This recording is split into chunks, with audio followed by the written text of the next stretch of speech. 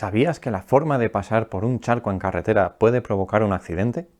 Soy Rubén Mieres y en este vídeo vamos a hablar del aquaplaning. ¿Qué es? ¿Cómo evitarlo? ¿Y qué hacer si surge este fenómeno? Esto es Revisión a Fondo. ¡Empezamos!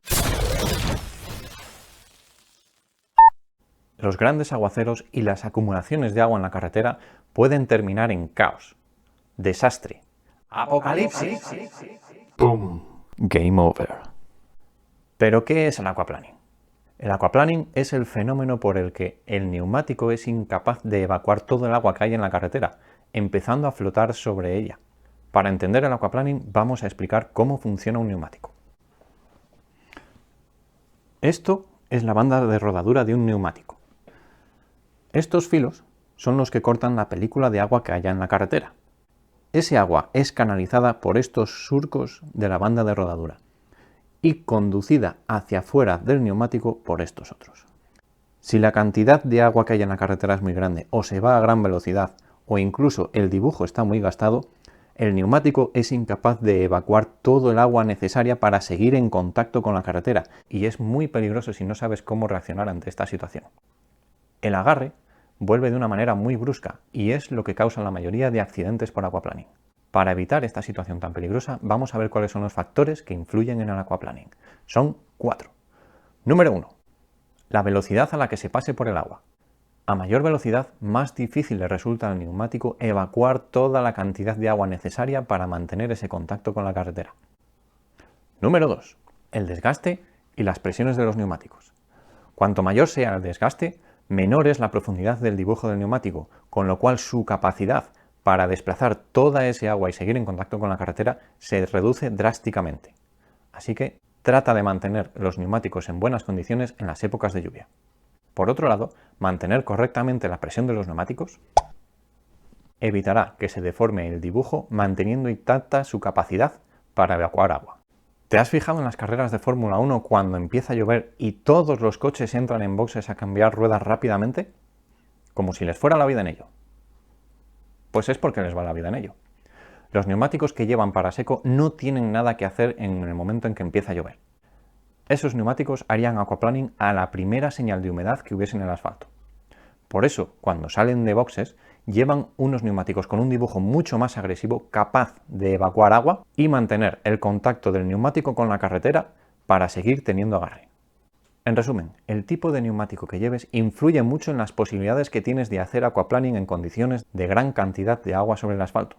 Por ejemplo, no es lo mismo llevar un coche pequeño con neumáticos anchos de altas prestaciones que un monovolumen con ruedas de invierno con las medidas originales de fábrica. El vehículo pequeño con las ruedas anchas tendrá muchas más posibilidades de sufrir aquaplaning que el monovolumen con los neumáticos de invierno. Factor número 4. La cantidad de agua en el asfalto. Y esto es obvio. A mayor cantidad de agua, mayor probabilidad de hacer aquaplaning. ¿Qué es lo que podemos hacer para prevenir la aparición de este fenómeno? Pues reducir la velocidad y ser muy delicados en el uso de los pedales del coche, tanto del freno como del acelerador. No dar acelerones bruscos, frenar suavemente, etc. Sin embargo, si por lo que sea te ves envuelto en una situación de aquaplaning, te voy a dar unos consejos para que aumentes tus posibilidades de no terminar tu día en Game Over. Y si te está gustando este vídeo, suscríbete a este canal, déjame un comentario, dale al like, a la campanita y demás. A la hora de atravesar un charco para no hacer aquaplaning o si lo sufres para reducir sus consecuencias, sigue estos consejos.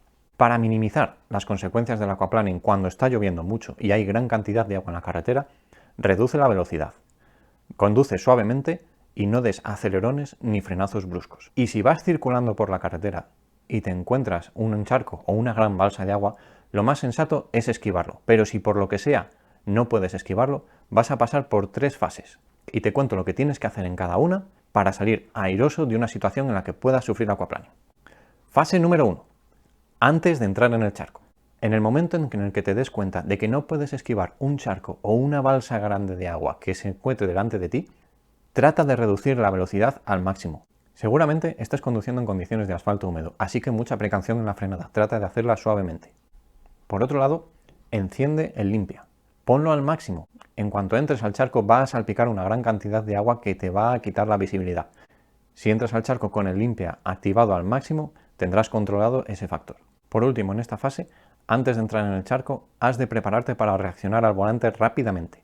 Coloca tus manos correctamente a las 3 menos cuarto o a las 2 menos 10. Y mantén la dirección del coche lo más recta posible. Fase número 2. Entrando en el charco.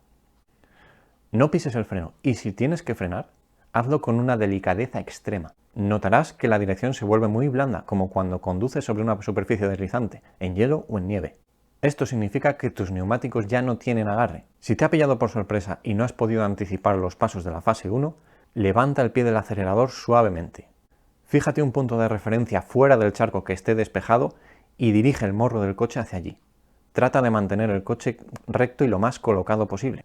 Y si se descoloca, reacciona rápidamente con el volante para seguir manteniendo el morro apuntando hacia ese punto. Por último, tienes que estar muy atento porque cuando vuelva al agarre lo hará de una forma muy brusca y cuanto más colocado tengas el coche, más fácil será controlarlo a la salida del charco. Fase 3. Recuperando el agarre. Este momento puede ser muy violento, por eso es importante mantener el coche lo más colocado posible mientras pasas por el charco. Pero si no has conseguido mantenerlo recto y tu coche se ha cruzado, cuando recuperes el agarre es posible que termines haciendo un trompo. En ese momento, trata de detener el coche y acto seguido quítate de en medio. Piensa que el vehículo que venga detrás se va a encontrar la misma situación que tú y va a necesitar todo el espacio posible para evitar un accidente. Si te ha gustado este vídeo, suscríbete aquí o ves a ver el siguiente. O las dos cosas. ¡Chao!